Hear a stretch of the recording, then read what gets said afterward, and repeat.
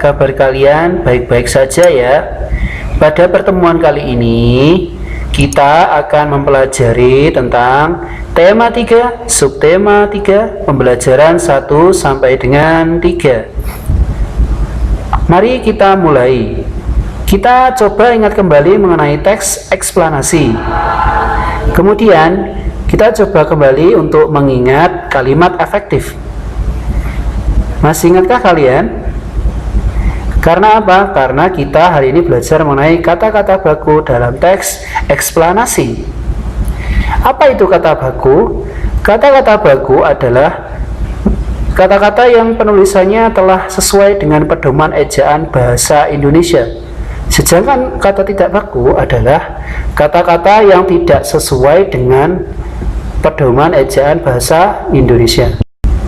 Pada materi berikutnya kita akan belajar mengenai peran teknologi dalam perubahan masyarakat di bidang ekonomi.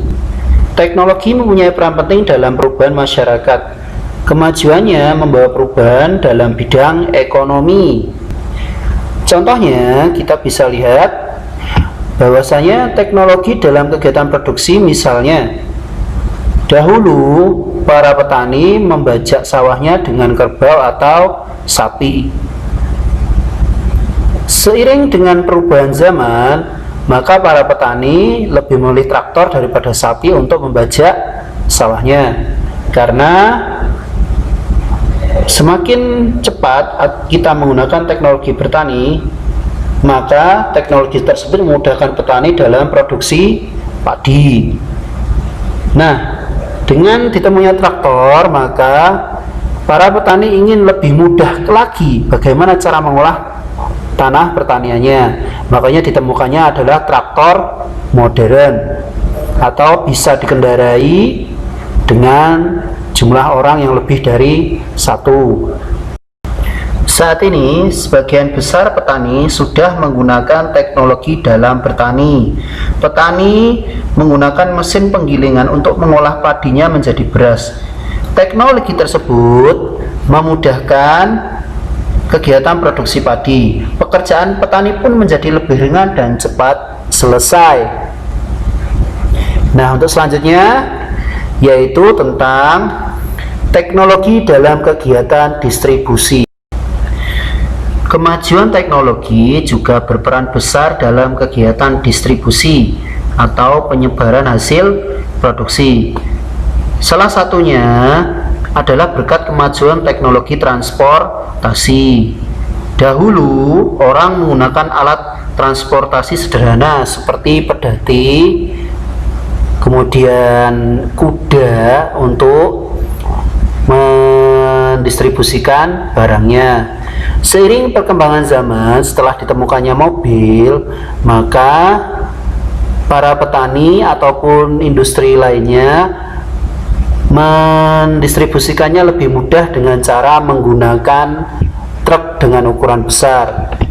Dengan kapasitas tersebut, maka pengangkutan hasil produksi tidak hanya terbatas pada pedati, becak atau sepeda. Kegiatan ini menyebabkan barang menjadi lebih mudah disalurkan, sehingga kebutuhan akan barang produksi tersebut bisa terpenuhi baik di dalam negeri maupun di luar negeri. Contohnya, kita bisa mengirim barang menggunakan pesawat kargo yang dapat menampung barang dalam jumlah banyak dan waktunya lebih cepat. Kemudian proses distribusi membuat masyarakat dapat memperoleh kebutuhan dengan mudah. Akibatnya, perilaku konsumtif pun meningkat. Selanjutnya, kita akan belajar menjelaskan persamaan dan perbedaan antara rangkaian seri dengan rangkaian paralel. Nah, persamaan dalam rangkaian tersebut diantaranya yang pertama, daya dan arus listrik yang dibutuhkan dari kedua jenis rangkaian sama besar. Kedua, jenis rangkaian dapat digunakan bersama-sama. Ketiga, kedua jenis rangkaian memiliki kesamaan hambatan. Kemudian ciri rangkaian seri. Yang pertama, rangkaian listrik yang memiliki satu aliran listrik saja. Kedua, membutuhkan sedikit komponen listrik. Yang ketiga, cahaya lampu yang dihasilkan lebih redup. Yang keempat, jika salah satu lampu padam, maka yang lainnya ikut padam. Berikutnya adalah ciri rangkaian paralel. Yang pertama, rangkaian listriknya memiliki lebih dari satu aliran listrik. Kedua, membutuhkan banyak komponen listrik. Yang ketiga, lampu lebih terang. Yang keempat, jika salah satu aliran listrik diputus, maka tidak akan berdampak pada arus listrik di cabang lainnya, sehingga lampu tetap menyala. Materi berikutnya kita akan belajar mengenai menunjukkan sikap tanggung jawab terhadap hak dan kewajiban. Mari kita ingat kembali mengenai hak dan kewajiban. Hak adalah sesuatu yang diperoleh setiap orang sejak lahir, sedangkan kewajiban adalah sesuatu yang harus dilakukan dengan penuh rasa tanggung jawab. Berikut adalah contoh penggunaan hak dan kewajiban yang bertanggung jawab. Yang pertama adalah kita berhak untuk mengendarai kendaraan, tetapi kita harus sesuaikan dengan umur kita. Maka kita berhak berkendara tetapi hanya bersepeda dengan helm. Tujuan penggunaan helm di sini adalah untuk melindungi kepala kita agar terhindar dari benturan dan didampingi oleh orang tua. Selanjutnya, kita berhak memperoleh nilai bagus saat ulangan. Untuk memperoleh hak tersebut, kita wajib belajar dengan sungguh-sungguh dan mengerjakan ulangan dengan jujur, bukan dengan mencontek. Selanjutnya adalah alasan kita menggunakan hak dan kewajiban dengan bertanggung jawab, antara lain sebagai berikut. Dengan menjaga kebersihan, maka hidup di tempat yang bersih, tubuh kita akan tetap sehat dan dapat melakukan segala aktivitas dengan nyaman. Yang kedua, dengan belajar sungguh-sungguh sehingga mendapat nilai yang bagus, kita juga dapat meraih cita-cita yang diinginkan. Materi selanjutnya, kita akan belajar mengenai interval nada. Pada subtema sebelumnya, kalian telah mempelajari interval nada berjarak setengah, 1, 1,5, dan 2. Perhatikan tangga nada dan jarak-jarak antar nada pada tangga nada berikut.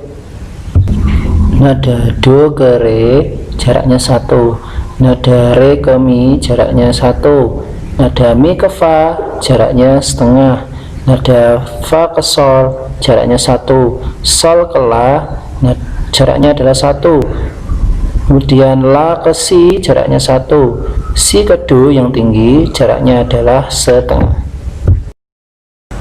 Pada materi berikutnya kita akan belajar mengenai penggunaan kata-kata baku dalam teks eksplanasi. Mari kita ingat kembali mengenai kalimat efektif, yaitu kalimat yang terdiri atas susunan kata-kata yang sistematis dan menggunakan kata-kata baku. Ciri-cirinya yaitu tidak terpengaruh bahasa asing atau bahasa daerah. Pada materi berikutnya kita akan belajar mengenai rangkaian listrik campuran. Rangkaian listrik campuran merupakan gabungan antara rangkaian paralel dengan rangkaian seri. Rangkaian listrik campuran juga dapat digunakan di rumah-rumah. Ada beberapa alat listrik di rumah yang sengaja dipasang seri dan ada juga yang dipasang paralel. Pada rangkaian seri, jika salah satu listrik dipadamkan, alat yang lain akan ikut padam. Pada rangkaian paralel, jika salah satu alat listrik dipadamkan, alat yang lain akan tetap menyala. Demikian yang dapat Ustadz sampaikan. Semoga bermanfaat. Jangan lupa belajar ya anak-anak. Dan wassalamualaikum warahmatullahi wabarakatuh.